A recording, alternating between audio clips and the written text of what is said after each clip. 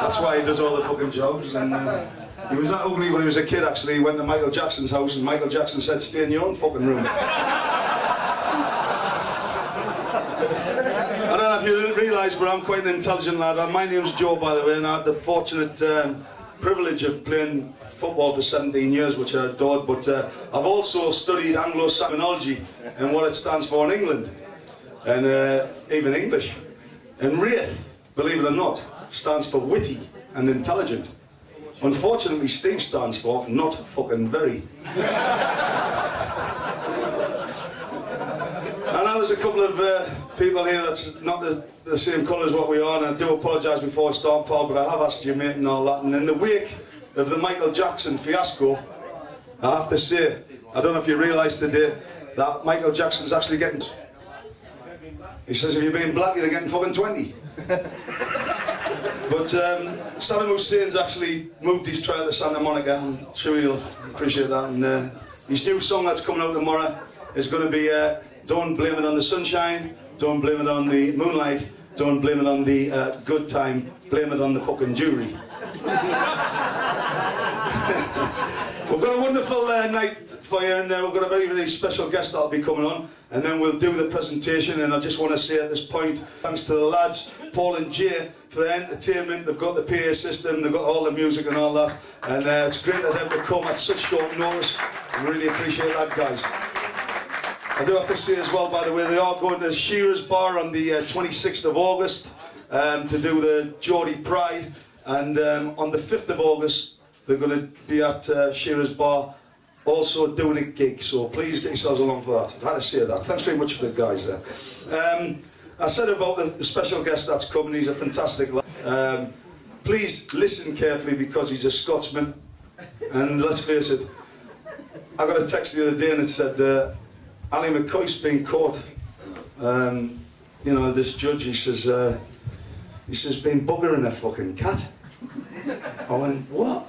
He went, yeah, he's been buggering a cat. He says, the judge says, throw the fucker out. He says, I can't believe any Scotsman would put anything under a fucking kitty. Without further ado, by the way, is any Newcastle supporters? Yeah, any Sunderland supporters in? Okay. Just the same as when they're there, aren't they? Okay. I will tell you, like, by the way, I did hear a radio interview this morning with Mick McCarthy. He said that Sunderland are going to stay in the Premier League for 3 seasons. Autumn, winter and fucking spring. There'll be more Sunderland stuff later. And it's really, really good. The other thing is that, obviously, I don't know if you realise Graham Souness is a wanker. And if this Scott Parker doesn't get 15 goals by Christmas, he's going to get the OBE. It'll be out by fucking Easter. But without further ado, can we put our hands together for our special guest tonight, Frank McAvennie. Thank you.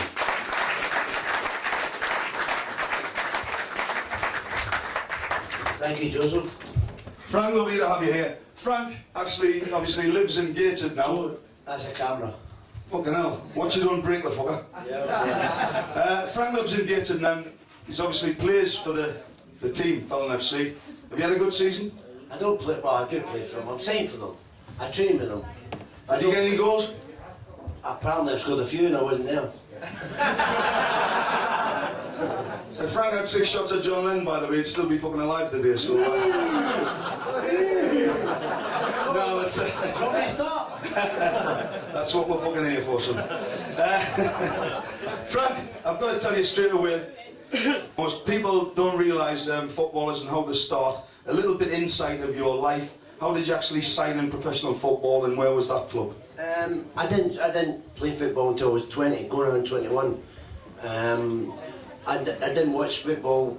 I watched football just constantly. Watched Celtic. Celtic was my team, same as everyone from Newcastle was Newcastle, Sunderland. And I refused to play on a Saturday because Celtic were playing. So I never played for any amateur teams or anything. I could have done it now because Celtic play every game on a Sunday. But at the time I couldn't play, so one game, the Celtic game, got cancelled. I'm walking through town, I was 20-year-old, and all my mates were, the Celtic game cancelled, all my mates says, come and play for us. And I'm going, nah, I had a 5, I was unemployed, 5 in my pocket. they says, come and play for us, and the guy says, is he any good? And he says, yeah, he's not bad. So I went and played. Unbeknown to me, this kid that I was playing against, there was 5 scouts watching him. And I'm there for a laugh, I totally destroyed him. And all of a sudden, you know, the 5 scouts wanted. And I signed for this junior club. They says, look, come with us, we'll give you money, and you can still go and train and play your trial games with the senior clubs.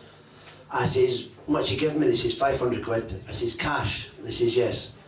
Well, you can imagine this was like 1980, 81. You can imagine 500 quid to an unemployed person. What a fucking weekend I had. And I went and done my trials, and I signed for St Mirren. But it just one of the things that they're over the top at 20 or 19. It doesn't mean nothing, you know. If you're good enough, you'll make it. We'll come to the other trials that Frank's had in his life later.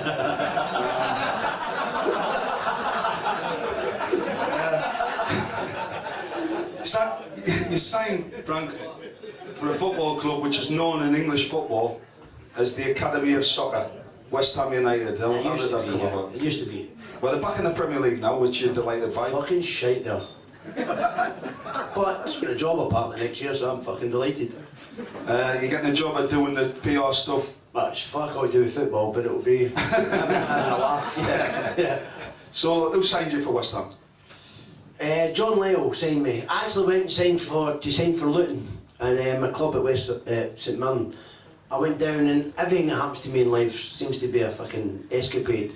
And I went down and to sign for Luton. David Plate, all this tapping nonsense. He was on the phone to me all the time, constantly on the phone to me. He spoke to my mum and my dad. And I thought I'd gone well with David Plate, you know, the curb crawling and all that shit. So I thought, fucking, he's tailor-made for me. So I went down there to sign for him. And this guy walked in, a guy called Evans. And he walked in and he was the chairman of the club or something. I was wanting the guy out of Morecambe and Wise. He was a director. I was wanting him to come in and talk to me. But this guy called Evans, who was Maggie Thatcher's pal, he walked in, slapped me in the back of the head, and he says, welcome to Luton, Macca. I thought, who the fuck are you? And that was why I didn't sign for Luton. I said, come on, I'm out, because it was a bit painful. You know, so I walked out, and when I walked out the door, the manager of St Mirren said to me, West Ham want to sign you. And I went, when did that come about? And he says, we gave them first option. And if I never walked out, I'd never have known about West Ham. And because Luton had paid all our expenses down to London, we had to sneak away, we had to get back to the hotel and sneak out of the hotel. Directors, my agent, me, the manager of the football club, had to get taxis round the back of the hotel. Go through this park, and I met John Lyle, who was the manager at West Ham, in a service station on A1 called Toddington Service Station at 1 o'clock in the morning. And as soon as I met him, I was like, the guy's just so honest, it's unbelievable. He told me what he wanted, told me what he expected of me, told me the money, and I says, yeah, okay, I'll sign. Well, I didn't actually, I says I want $5 grand more.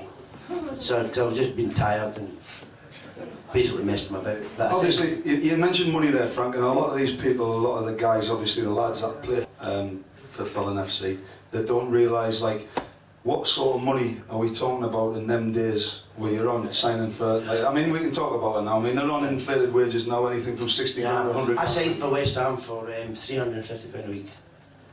And I know, and fucking hell, I would do this for 350 quid. You fucking haven't. That makes fucking two of us. And fucking hell, look at fucking Vinnie Jones and fucking Freddie Starr and everybody in fucking Fallon Cricket Club. Where's my fucking career going? Toilet! No, carry on, Frank. Yeah, I signed for 350 quid, but there was a lot of options. I had a good agent, there was a lot of options. And by the time Christmas came around, I was on a couple of thousand, because I had so many rises. Every time you scored so many goals, and I got my Scotland cap, and then I got a rise, and it was just, you know, it's phenomenal. It was just all a laugh to me. Everything was fun to me. It was my first time in London, and actually when I went to London, after 3 months I asked for a transfer, because I fucking hated it. It's a very big place, very lonely, and they're all ignorant fuckers. Basically Londoners. They don't like Scots, they don't like Scotsmen, they probably don't like Geordies, they probably don't. When you walk to a bar in Glasgow, if you're a Londoner, they walk up to the bar, they'll say, where are you from, pal? Or if you're a Geordie, same Up here, people walk up from London and say, where are you from? Down in London, they walk away from you. And I hated it. And the manager obviously said something to one of the players, organised a night out. And we had a night out in Stringfellas, and that was me hooked. And we'll come more to that again. Frank, just talk about the football because it's interesting for the lads. Because Is it? yeah, it's fucking interesting for me because I'll I know get dragged on the term legend gets done loosely these days. Frank at West Ham, believe you me, is a legend. He had a great partnership. I like myself as a legend. That's nothing in the middle. Yeah. It's like a fucking legend anyway. But, I get embarrassed when people say that, but the first time that I saw you, obviously there was a blackout in football, I don't know if people can remember, and Frank was actually top scorer in the first division, because there's not the Premier League or Premiership or all that shit. And he was on Wogan, and this is a young kid that's come down from Scotland. Like he said, he's been brought up, he was unemployed, St Mirren, blah blah blah, and he was actually the top scorer in the whole country with 24 goals before Christmas, which was fantastic. You had a partnership with Tony Cotty. I mean, I know Tony Cotty and I know you. You're like chalk and cheese. yeah. Why and how did it all spark off between you and Cotty? Well, when they go on about these, strike partnership, take time to settle and all that, what a lot of shite that is. Tony Cotty doesn't talk to me. Well, he does now. I see Tony more now than I ever did when I played with him. It was just one of these things. We never trained together. We never done nothing. When you're on a park, you've either got it or you've not got it. I can. When I play with a centre forward, I've played with you in charity games. You just adapt, and all this crap that you can't adapt is a lot of shite. So me and Tony, unfortunately, I get bought for West Ham to play in behind the strikers. Paul Goddard, who came up to Newcastle, great player. And people say, we ended up third in the league, we should have won the league and all that nonsense. And I think, well, what would have happened if Paul Goddard didn't get injured in the first day of the season? And I was supposed to be playing behind him, Tony Paul Goddard. Who knows what would have happened because of his goals, because he's a great player. Unfortunately, Paul got injured the first game of the season, I get moved up. Tuesday night, I scored 2, Tony scored 1, we beat QPR, and everyone knows the rest. And it just carried on for me. I felt sorry for Paul, because what a good player, isn't it? But you should have fucking felt sorry for me because fucking Newcastle signed Paul Goddard and then I got a bastard another game. I didn't realise that, you twat. I fucking thought I like you. Fucking hell. Frank, yeah, go on. People don't realise, like a television programme like Wogan, what entails going on to something like, because Wogan was the best watched programme in British television. 17 million people watching it on a Friday night, and I got permission off the club to go on, and I could just get picked. God rest him, Jock Stein just died. Jock Stein didn't like me. I don't know why. Right, well, I'll tell you why. He picked Nicholas and Mo Johnson in the one team, and the papers said he was fucking daft and all that. And he was proved, the papers were proved right, because I was only in the hotel 10 minutes and the 3 of us were out the back door. We went to a nightclub, we got pissed and we brought girls back to the hotel, we got caught, all that shit. And I get to blame. so Charlie and Mo kept playing, and so Jock never picked me again. And then Jock died against Wales in the qualifying game. And he certainly didn't fucking pick you after that. No, fucking no chance. Well, I think he haunted me for a bit. But George Mark is one of my heroes because obviously he's Celtic and all that. But he never picked me, blamed me, because I was a year older than the other two. And it was one of these situations. When he died, I knew then I was going to be picked, because I'd scored, at that time I'd scored, I'm glad you said 24, but it was only 17 at Christmas. And it was like, so I get picked for the Scotland team, and it was Alex Ferguson. What a fucking arsehole he is. Tell us about him. I mean, you're talking about the World Cup and things. Well, he picked me, and I've got to respect him for picking me, because he obviously knows something about football. And I scored and made the other goal, and we got through. Went to Australia, and I just, you go to Australia, you want to have a laugh, don't you? So we're beating Australia 2-0 for the first leg. And basically, well, there's another story. I went to the dentist. Hope no ladies get offended here, but the good story, I went to the dentist when I was in Australia, and I was so well high profile. We scored the first and made the other goal. in Glasgow. I went to the dentist to get a fill-in, and I got more than what I bargained for. I actually got a BJ off the receptionist before you see fucking the dentist. Funny enough, I was just about to say, when was the last time you had a blowjob, Frank? I know. He would have said Tuesday night, and I went, did you come in his fucking mouth? Hey, I think I'm going to say that to Ethan. I've already done him. Have you? We're getting more for anyway, him. so that's what happened. Anyway, we over there and we drew 0-0, so that was us through to the World Cup. Unfortunately, Mo Johnson created a storm over there because me, him and David Speedy went out. I know, but we went out and we got a curfew to go back at 12 o'clock. And anyway, I hope you don't mind, ladies, because this is me, this is my life. I'm in a nightclub. Not minding the fucking talking the bastard heats off the fucking... Are you enjoying it, love? Oh yeah, hello there. Hi there, sweetheart. You enjoying it? Tell your fucking face, will you? However, I mean, I don't come to work when you're selling the fucking big issue and stop you from fucking grafting. I'm trying to fucking graft here, man, aren't I? It's interesting, honestly. It's interesting. Anyway, I went to this nightclub and Mo Johnson's with us. The boys will like us. Mo Johnson's with us. We're having a laugh, and me and Mo's the strikers having a laugh in the nightclub. We got a curfew, 1 o'clock, 12 o'clock, whatever. Anyway, we go to this nightclub, and Mo Johnson, who everyone knows Mo Johnson, everyone's heard of him. He's a fucking pervert. Anyway, he gets this. I hear this shout. All the boys are there. I hear this shout, Macca. So I look over and he's got this girl with her top up, and he's rubbing her tits. And he went, what about that? And I went, different class, wee man. So anyway, I walk over and he says, I'm a grope, so I had a wee feel. And then this guy appears 6'2" or something and says, that's my fucking wife's tits you're feeling. So the obvious thing to do, I says, sorry big man, didn't know she was. But Mo took the other hand and he went, big man, your wife's got different class tits. Anyway, so he gets sparkled. The big guy fucking knocked him out. And that's why he didn't make the fucking World Cup. So it was me and Charlie Nicholas, so it was good fun. But we went there, Fergie was the manager, and one thing led to another. Anyway, Fergie, we went to a place called New Mexico for altitude training because we were going to Mexico, and I thought, that's fucking lovely. But we get 2 limited disposal. Now you don't give players like me and Charlie Nicholas limousines and not expect us to fucking use them. So we went out a couple of nights and it was good fun and all that, and anyway, Fergie put a stamp on it, says not going out and all that. So what I done was I organised all the boys to get the hampers, and big silver hampers, a big fucking things like this. And I got all the hampers and we barricaded Fergie's room. and we barricaded Walter Smith's room because he's assistant manager, he's the first on the phone. So I'd love to have hung about to see their faces when they couldn't get out. Anyway, we went to this pub and we all played this game called Spoof, which is a fucking nightmare game. Everyone gets pissed. And one thing led to another. Anyway, Fergie and Walter came fucking storming in with his assistants and all that shit. And he made the biggest mistake of his life, said to me and Charlie Nicholas, you two get fucking back to the hotel.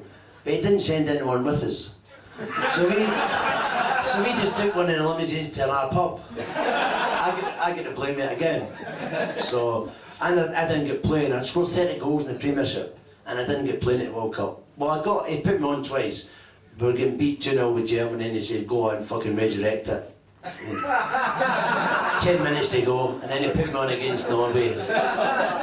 So I'm delighted that he took me, and I'm delighted I got playing, because great players like George Best and that didn't get playing in World Cup. So in that respect, I'm delighted. But he's a fucking.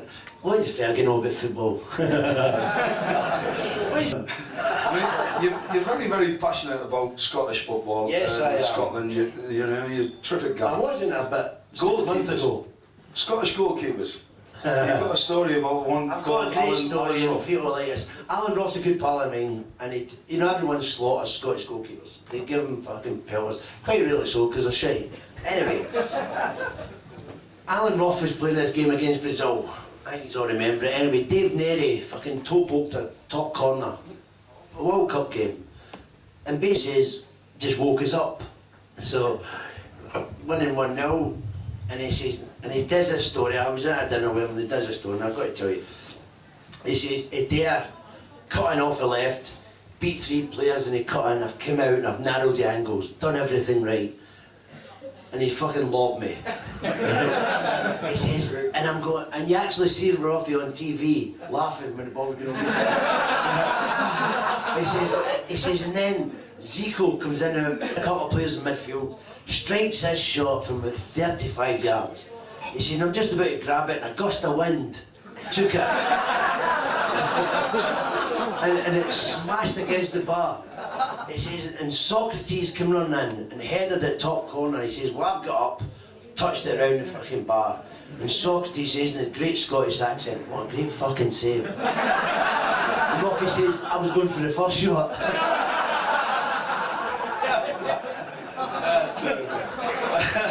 You've got to laugh at yourself, haven't you? Fucking class. Frank, obviously you're unique. I will just tell you, by the way, that Frank's got a successful book out. It's actually now out on paperback. It actually outsold David Beckham. And you can get it from all good bookshops and a few fucking shite ones. But it's really worth a read if you want the whole thing of it. And we're just touching on things tonight. So go out and buy that book because fucking we're skinned. And he Joe's on 20%. We're talking about the fact you're unique as a player because you're in the Guinness Book of Records. Yes, I am. I only found out, Joe, as you know, Joe, I only found out about 2 months ago. I'm in the Guinness Book of Records purely because it's football terms, which is good considering everything else I've done in my life. Apparently I'm the only professional player that's played for a professional club three professional clubs twice. Everyone else has played, like, they've all been back at a club. I played for 3 professional clubs twice, and apparently I'm in the Guinness Book of Records, which is, people say that's fucking tremendous. I just think they obviously didn't fucking believe it the first time. He's also in a fucking few police records, but we'll come to that later. Well, fucking, I'm good. And Frank, Celtic, you went back again. You'd done one of the things which, I mean, the most important thing. You scored 2. Sorry, I'm in your way, everybody. You all right? No, that's Steve. It's Steve Wraith, by the way. That's fucking the one that's talking. Shut up. He's telling every fucker else to shut up when they're on the nightclub and all that. You can't get in. Your name's not in the door. Radio. Anyway, the Scottish Cup final. Obviously, you won the league with Celtic as well. Yes. And you've done it in front of your mum and dad. Yes. One of the greatest moments in your career, would you say? One of the best moments, because I went to Celtic, I won the double, and all that. That was fuck what I do. You know me, Joe. It's like it's material things that don't bother me. Because my dad took me to Celtic for so many years and lifted me over the turnstile and paid for me to go everywhere. And my first game for Celtic, which really passed me by because I was looking for all my pals. But the best moment in my life was when I looked up and seen the directors fucking move up and let my dad sit in the director's box. You know, for me that was fucking different class because my dad took me from a kid right through and these fuckers had to move. I was delighted with that and it proved right because there were miserable fuckers up there. There's a story, Frank, people don't realise, but you actually went to training one day in a helicopter. How the fuck did you go to training in a helicopter? I used to get on the 187, get off at Hewitt Metro, get off and get on the 37 and go to fucking training to Benwell. You helicopter? Well, it was one of these situations when I was when I signed for West Ham and I was there and I was loving it, and anyway they knew the only club I'd leave for is Celtic, so I signed for Celtic and it was a rush thing. Everything was done. It was the FA stayed behind to release me and all that shit. Anyway, I signed and I went up, and you know yourself, when you transfer, I've only got one suit. I had to phone my ex-fucking missus to look after my dog, which it didn't make her too happy. But anyway, it was one of these. I was up, and you normally get back and you get all this, time off and all that. But the manager said to me, Billy McNeil said to me, look, when we've not got a midweek game, we'll give you a couple of days off. To get you, because I love London, and he said, we'll give you time to relocate, sort of thing, to Glasgow. And I went, fine, if that's for me, I'm not fucking here. So anyway, So The anyway, rest of the fucking crowd of things. yeah. So anyway, what happened was, you know, I signed the Friday, we played Hibs. You're wobbling well, but anyway. So we signed the Friday. I signed the Friday. Now we're cooking. I signed the Friday, and anyway, the Saturday we played the game. I was playing against Hibs, and what happened was the manager told me all this. So I made a big mistake after the game. It was 0-0. Game was crap, and the manager says, "Right, lads, see you on Monday." And I made a mistake. The manager in the dressing room in front of everyone. "Gaffer, what about our deal?" They went, "What deal?" I went, "He says I can get 1 or 2 days off, and I'll get a midweek game." And he went, "What makes you different from anyone else? We get Tuesdays off here." So I thought, fair enough. So I went back on Wednesday. Didn't fucking please the manager too well because he fined me. And every week he kept fining me because I was in London and I couldn't really make a flight. I tried sometimes to make a flight to get back to training, but I never fucking made it. So anyway, he kept fining me and it was costing me a lot of money, and I thought, how am I going to get around this man? That's all you've got to do, get around the manager. So one week, I went back on the Tuesday, and for me to get to training, I had to get a British Airways flight. Shut the fuck up. I had to get a British Airways flight, and it got me into training 9:30, 8 o'clock flight, got me in, back at 9, got to training, 10 o'clock fine. I never ever made that flight. I always made the 9:10 British Midland, got me in at 10 o'clock. Time I got to train, I was always late. So this time I booked this guy called Captain George in Glasgow, who does the Metro Eye in the Sky, you know, traffic and all that kind of nonsense. So I booked this guy. So anyway, I got the 9:10 British Midland flight up. The kit man at Celtic, God rest him, he's dead now, he gave him a kit. So Captain George went to Celtic Park, picked up my kit. All the boys knew what I was doing. And I got the 9:10 British Midland flight on the Tuesday, never on the Monday, didn't train on Monday. So it was a Tuesday morning, because we had a midweek game. So anyway, Big Billy's fucking running around going, that bastard's not here again. You can imagine, so this fucking helicopter comes down. Now I've got changed in a helicopter, and I've just jumped out, started running. And I swear to Jesus, it was a fucking fortune, but it was the best money I've ever spent. He never fined me once. They actually wouldn't let me put it in the book. Celtic refused. I had to get cut out of my book because they says it doesn't get done at Celtic. Yeah. By the way, if anybody wants to ask Frank a question at any time, please put your hand up and we'll come to it. Frank, I just want to ask you, because me being a football fan like yourself, who was your all-time favourite Celtic footballer? Well, fucking Dalglish. Kenny Dalglish? When Dalglish left, I was watching Celtic. When Dalglish left, I think I don't know, 77, something like that. I was in tears. I thought my world had ended. And it's the same as you guys. You go out and watch Newcastle every week. I never thought football was going to be anything to do in my life. So I was in tears when Dalglish left. And then, fucking hell, I played up front with him for Scotland. That's, I mean, I played up front with one of my favourite players, Peter Beardsley. And I had the chance to play with Peter, and he was going to come tonight actually. One of the greatest footballers I've ever played with, he was going to come, and I phoned him and I went, "Are you coming, Pete?" He went, "Well, you know, obviously it'd be great to be there, Joe. But, you know, it's fantastic for the club there, you know, it's fucking great. It's too good, but obviously, you know, I can't make it. I can't fucking make it. I'm in the middle of sitting on me fucking shopping in Marks and Spencer and fucking cheese fucking buying everything. I haven't got the fucking money that I used to have. Let's face it, I've got a great fucking face for radio. But I says, "Well, what about next season, Pete?" I says, "Soon as you're going to get it right." "Well, you know, obviously, I'm not fucking so sure." He said, "You know, we're going to sign some new faces. I just fucking hope I get one." Honestly, and that is a piss day, but we'll come about Gascoigne later as well, because he's fantastic. He's my mate.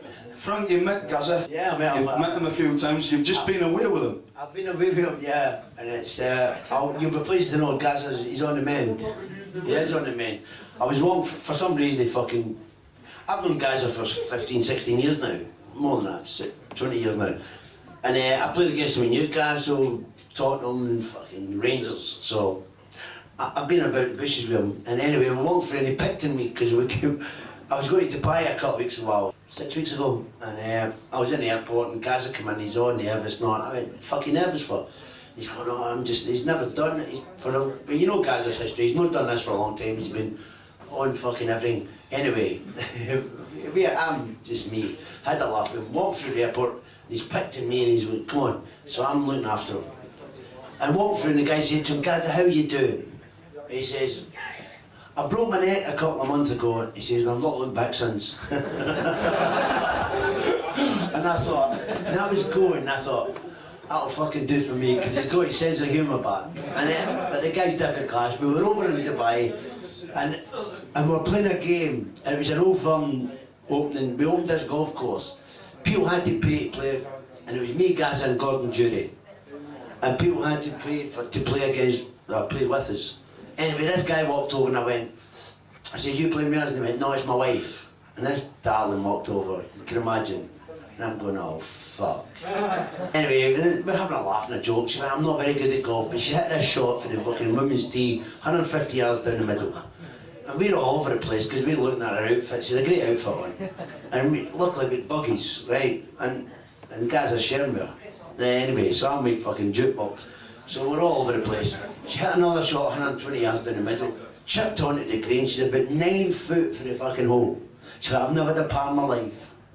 She went, anyone who can help me make this par, I'll give him a blowjob the second tee. I went, don't worry about that, darling. 2 inches right to left. Jukebox says, 3 inches left to right. Guys, I picked up and said, it's a gimme.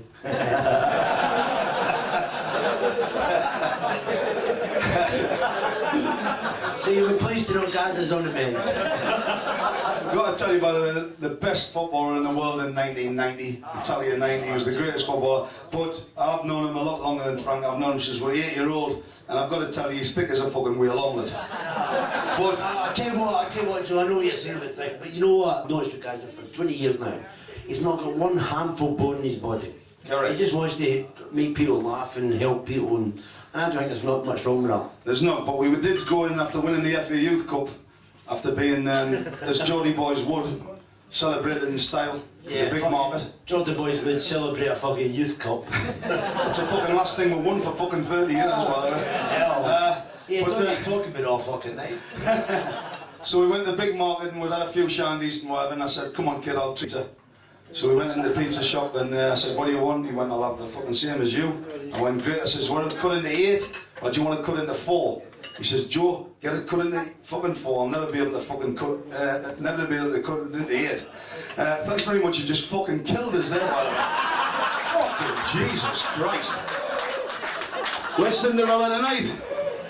I don't know who's... Fucking hell, what a fucking... I don't know whose pint this is, but I'm fucking drinking it anyway. It looks like, I think Steve's gone to the bar for us. That'll be a first. No offence, love. By the way, did you get dressed in the dark? Was there a power cut on?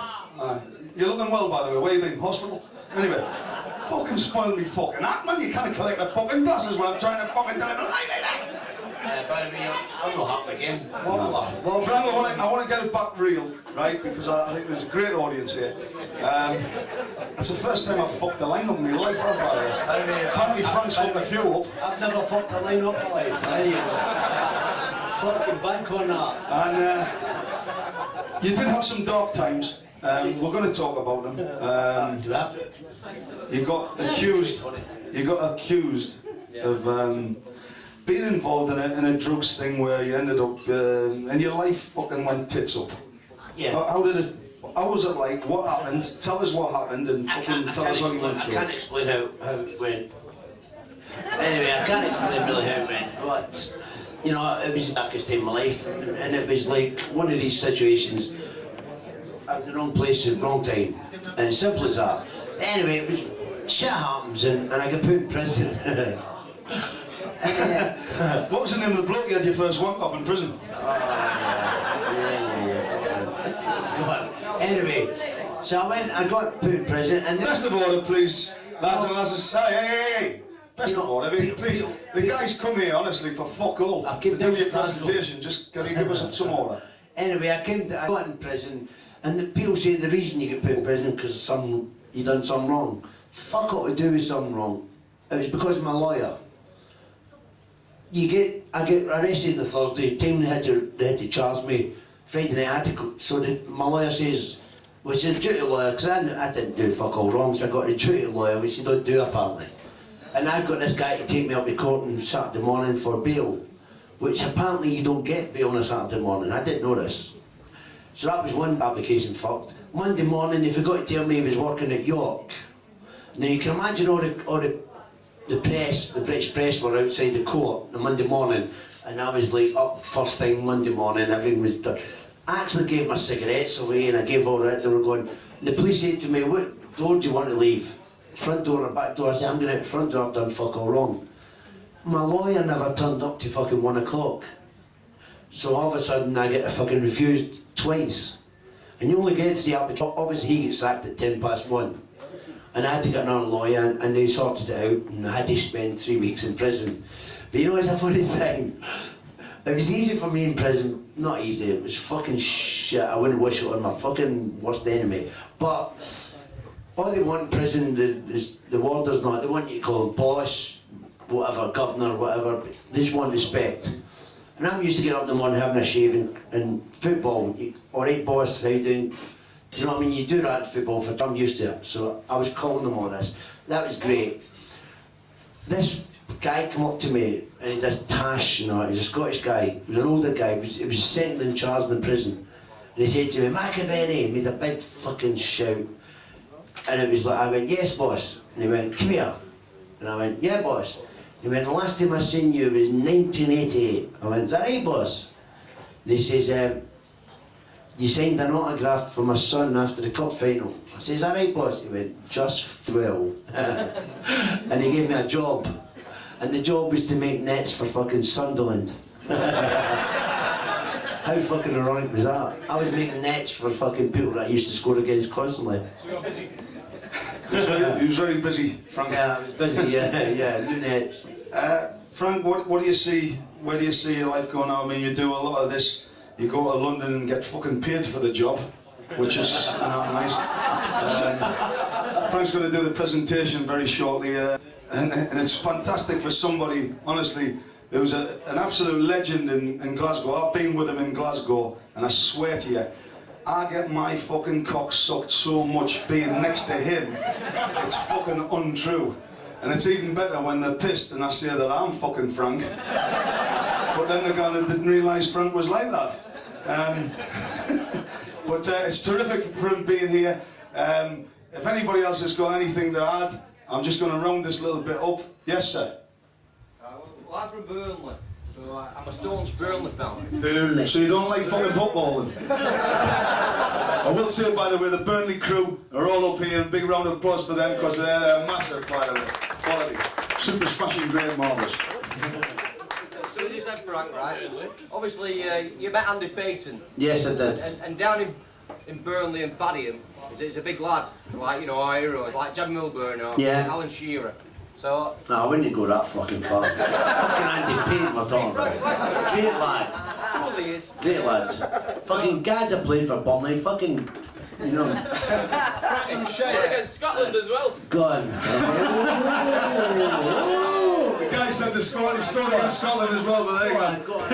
Andy's a good lad. Andy's a good lad. Yeah. So you said that obviously you met him, you spoke to him, what have you. So Yeah. what do you think personally, as a person, it makes you a real good footballer, your heart and your desire to make it to the top and do very well at it? Brilliant. What do you think? Sorry? What do you think? Yeah, well, what do you think? It's like, it makes it as a person to like do so well at such a high level. Well, no, well, Under all the pressure. can I say something? Somebody asked, example, me and Joe were in the pub earlier, we're having a drink, and someone come up and says, you must, well, yeah, it's a surprise, but somebody said to us tonight, somebody says, you must be fucking pissed off. Thanks very much.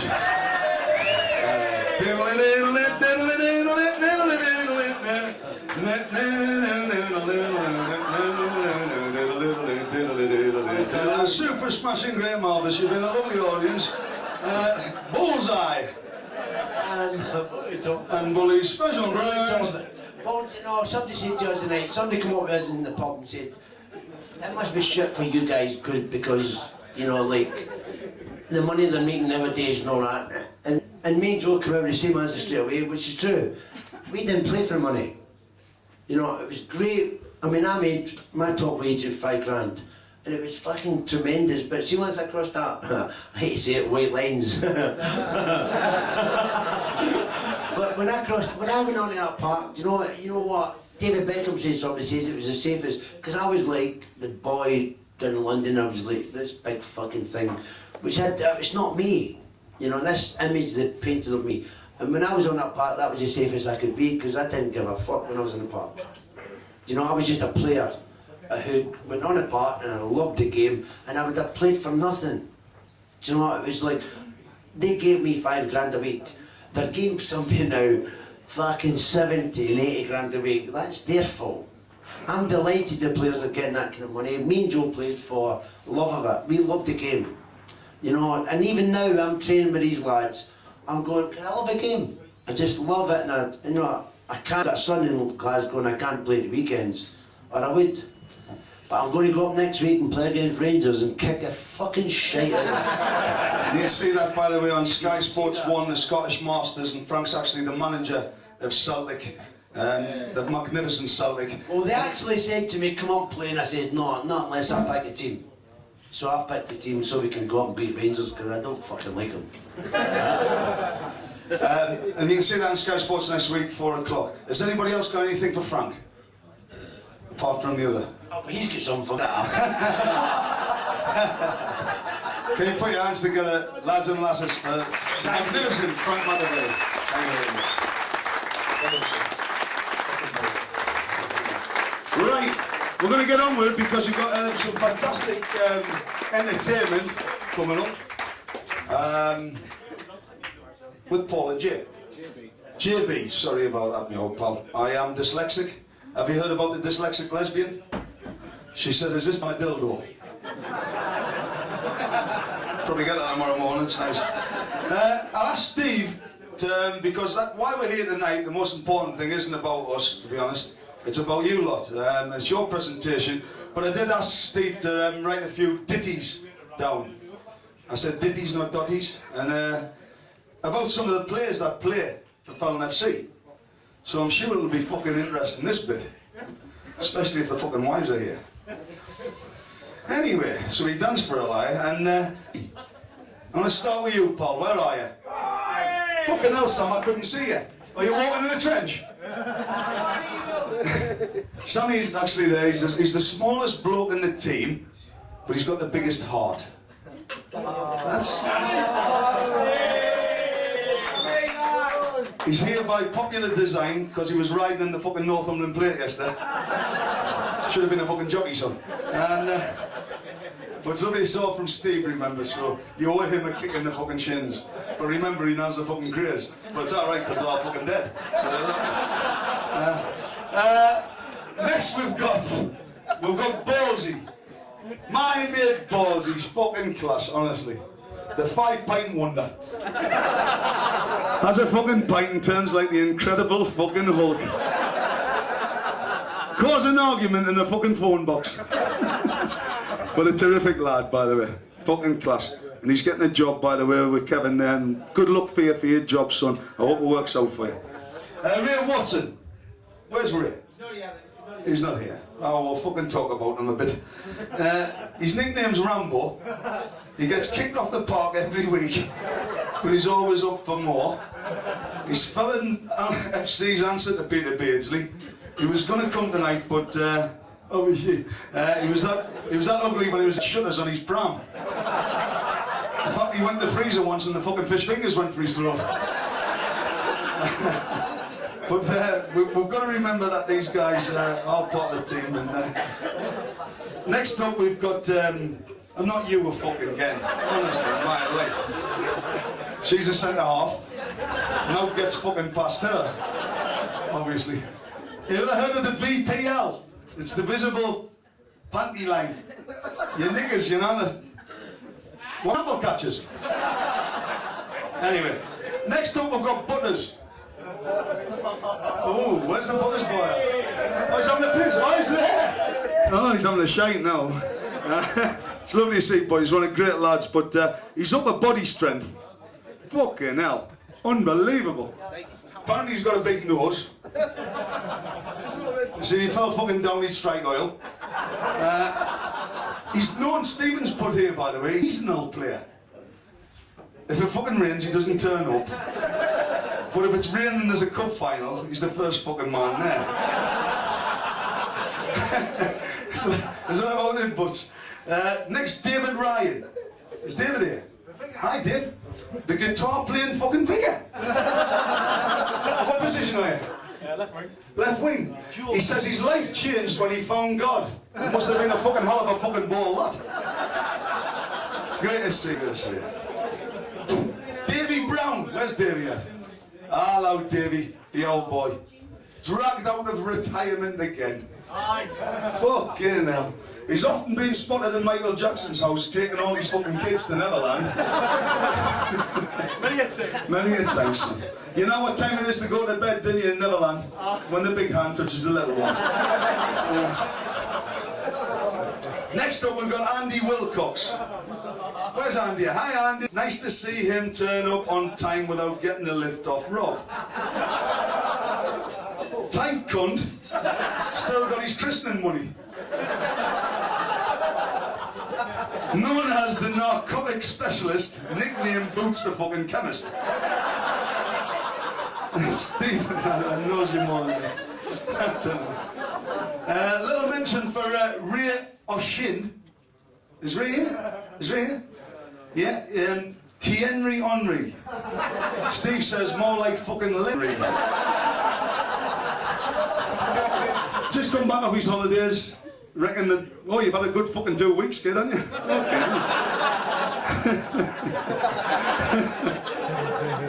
By the way, Stevie Wraith. Davy Southern. Where's Dave at? Hello, Davy's son. Davy, congratulations, Davy. He plays in the Northern League. He's won for the Fed again, the league, I think. Excellent, and he's signed for Gated. Which Derek Bell is his manager. And he's not fit at the minute because obviously Davey won boot, but he's not fit at the minute. And Derek says, don't worry, in your first game for Gated, he says you can run about, and if you get tired, I'll pull you off at half time. Which is great because at Dunstan Fed he only used to get a cup of tea. But it's lovely to see Davey, and apparently, according to Steve, he makes Craig fucking Bellamy look like the Pope. And him and fucking Ballsy are going to take a rack on next fucking ever kicks off. Nice to see you, dude. Where's Parker at? You can't fucking miss him, can you? Where are you at? Hello, son, hello. Parker drives the buses, by the way. His fucking favourite teams are Sunderland and Wraith Rovers. He's a season ticket holder at Sunderland. I said to him before, I said, hey kid, Parks. I says, who do you sit next to in the ground? He says, fucking every fucker. You'll get that. Good lad. Keep on that salad, son. Keep on the salad. So, known as the salad swerver. Fucking having a pie eating competition where he's selling fucking one. Anyway. What do you see, kid? Where's McCoy at? Have we got McCoy there? Hiya, kid. Oh, I love you. There you go. He's known as the longest in the shower. Calls himself Bob. Now I've actually played five-a-side with Bob, like, and I'm quite good for a white man. The Burnley fraternity will know that. And I went in one day and I've had a little bit fucking roll about and all that and get this a semi on. And I'm not too disappointed by that. And Big Bob's coming back, but he's got his fucking towel over his legs, just above his knee. And I went, fucking hell, Bob. And he looked at us and he went, well, yours fucking shrinks when you come out and gets wet. You know. Fucking hell, Big Bob by name, Big Bob by nature. I think we've given the fucking Burnley crew a mention. They're still here? Yeah? No, they're gone. I'll be right. Fucking wank though. Tell you. I fucking hate Burnley. We've got some things to do just before the presentation, lads, because we've got to get your entertainment on. I mean, it's been a great fucking night, but this wasn't it. Stevie, give us a ring when you've got less time. The best performer was Ray O'Shin's hat-trick against the Allon. Come have a round of applause for that.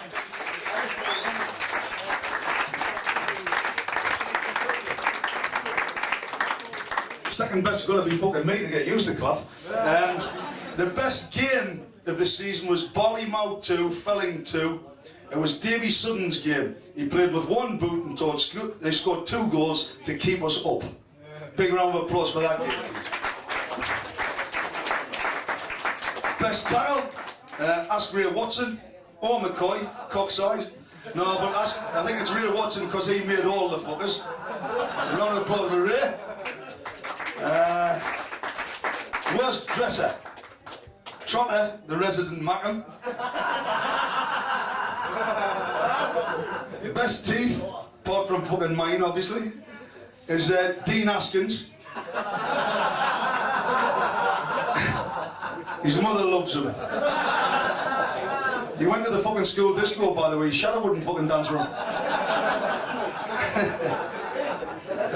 At this point, just before we get Frank up to do the presentation, we've got a big thanks to the committee and the bar staff, the service with a scowl, I mean a smile, and for the money that the committee donated to get fucking me here. Anyway, come on, a round of applause for them. Thank you very much. I just asked Frank to come up to present the prize. Steve, I think you're going to come and help with this. There's no show without fucking punch. Here we go. And the winner of the... Steve's going to actually say a few words first. Before he does, I'd like to thank everyone for getting Steve a good holiday with his missus. He knows the crack, doesn't he, lads? Right, folks, thanks a lot for coming along tonight. Good turnout, excellent crack. Big round of applause, please, for Joe and Frank. Fantastic. Giving up a night on the piss to come here. Just a little bit about the season. Absolutely horrible crap season for Felling Football Club, and it's not very often I get up and stand up and say that kind of thing. It's been a long haul. We knew it was going to be because we didn't really sign anybody on at the start of the season. We had, yeah, apart from you, Frank, you're playing records immaculate, playing none, scored none. That was 2 seasons ago. But anyway, it's been, you know, at the end of the day, it's been a very hard season. We knew we're going into a top league. It was going to be hard, but the cricket club put the money in. Coastline Glass sponsored us, which was tremendous, and we brought in a few young faces, which was it's a little bit different for us instead of keeping in touch with the usual lads. And it was, we knew it was going to be hard. But at the end of the day, it was good start. We had Riverside Lodge, the Fiddlers, Buzzworth, all teams that had won the league or been up there and thereabouts, and we had no points and we virtually bottom of the league at the start of the season. So, well, you know, to come back from that and finish where we did, we finished 5th bottom. We finished out of the relegation spaces. It was, you know, we've got to be happy. Big mention to Chris Little, who's here from the Duke of Cumberland. He was our captain for 10 years, and then he decided to jump ship when he thought we were going to get relegated. Chris is now starring in pantomime at Newcastle Theatre Royal as the fucking King Rat. Only joking, Chris, you know I love you, mate. Without further ado, though, we'll go through the awards. And the awards at the end of the season are always interesting because they're not picked by me, which makes a change. I'll just pick the money out of the bank account. We've got, I'll basically name the 2 of the people who aren't here. We've got a 10-year service award that was awarded for Ian Brown. We've had a few players who've played for 10 years for me. Chris Little was one of them, and you know, fantastic to play for a Sunday team for 10 years. Fantastic. We've had a few other people who are sitting in the room tonight, but Ian Brown, he's not here tonight. Just put your hands together for him. Ian Brown's now played 10 years. I've got a trophy there for him. Nice. We'll leave it up there. He's actually on holiday. He's not yet to collect it.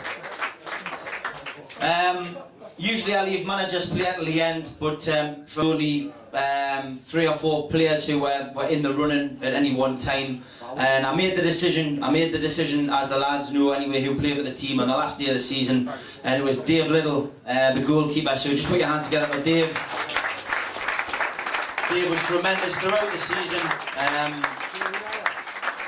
It's probably the worst probably the worst position to play in, goalkeeper, when you're doing as badly as we have all season. So Dave deserved it. And the games that we did win points, Dave was influential in those games, so that's the reason he got it. But onto the awards for the people who were actually sitting in the room. We'll go for the top scorer first. Not exactly a fantastic season for goals. If you were interested in watching goals going into the back of the net for a felon, this was the wrong season. Well, Chris, I tell you what, you haven't won the award. In fourth place, we had Davy Southern, Chris Little, and Davy Ryan on 5 goals. In third place, we had James McCoy on 6 goals. On second place, we had Carl Douglas on 8. But he deserved it. He might be a little bit temperamental. He might be a little bit of a poser. But put your hands together for the top goal scorer for Felon FC on 11 goals, Ray O'Sheen.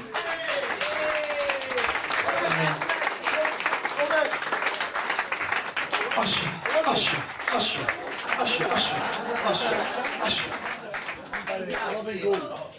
Thanks very much. It's been a hard season, but yeah, it must have been my living goal. I enjoyed scoring as well. But So was your band here, see you.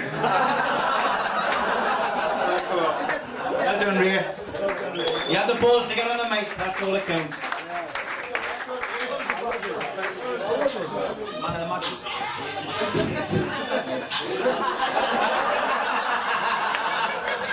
Usher. It's a little bit of a...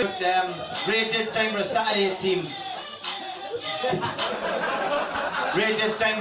team. And I've known Ray for a lot of... It's one of those embarrassing situations when you know you're getting old, and I've known Ray since literally he was that high.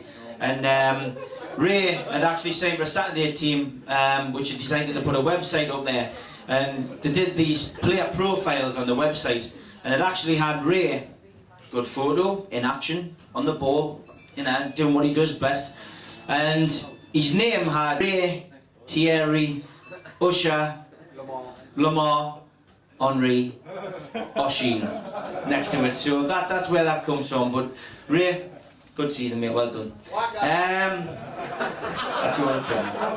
Okay, man of the matches. Most man of the matches, that's basically judged by the away team. Over the course of the season, I have to go into the dressing room and basically get you know, who our man of the match has been over the course of a season. Pretty close this season. Very, very close this season, actually. Great balance. On four man of the matches, and I want to give a special mention to the 2 people in third place. There's 3, but 2 in particular. Dean Askins and Dave Butterfield. Both of them played very few games for the team, but the teams that did, the teams and the games that they played in were very, very influential. And to finish third place in most man of the matches is, you know, you've got to give credit. So please give a big round of applause to Dave Butters and Dean. To get that many in a short space of time was tremendous. Ray O'Sheen also got 4. On 5 man of the matches, somebody who, as I've already said, he's the smallest bloke in the team, but he's got a heart like a lion. Sean Thompson. Sammy, well done, son. There's one person who's not unaccustomed to getting up and collecting a trophy at these events. James McCoy. Well done, mate. You beat Sammy by 1. Well done, James.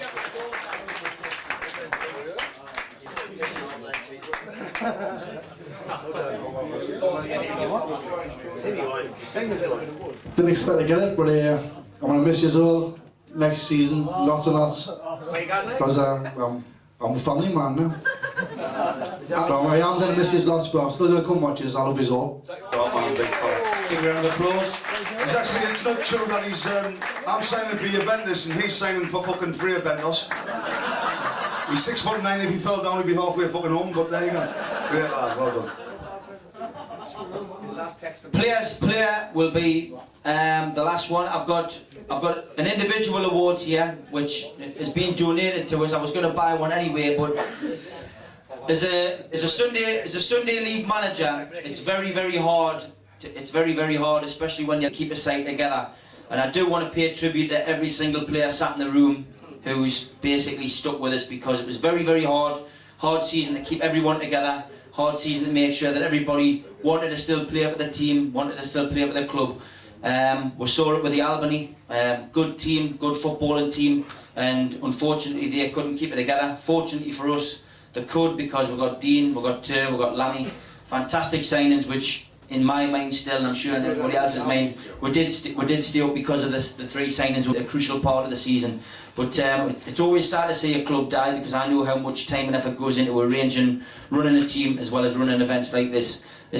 We're coming into our 13th year for me running it, and that's a long time. I'm happy to be doing it. I love doing it. I know last season I was given the signs I was going to pack in, but it's like a drug, you can't do it. But one person has put his neck out more than others this season for me. One person's put his neck out 100% for us. This isn't player. This is a personal, this is something which I want to give to somebody. One person's put his neck on the line. He's put his contract on the line more than a few times. And I just want you to put your hands together for Davy Southern, who's come and played for me this season and played my final this season.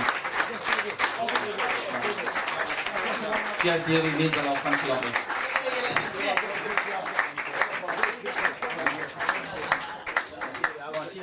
Fell out crap. I'll thank you on behalf of Davey. Listen, before any further, I just want to thank the rest of the players that have turned up. They've turned up all season. They've worked their ass off. They never get awards tonight, but they've worked hard. So please keep them in the place. I'm sorry. We're up to the last award now anyway. It's Player's Player, and it's always a good one. For me, this is the most important one, because, as I was about to say, Oh, yeah. I always do. The players are the most important people. I wouldn't be here if it wasn't for the people turning up and paying the subs. I wouldn't have you weren't paying the subs. He's not fucking joking. But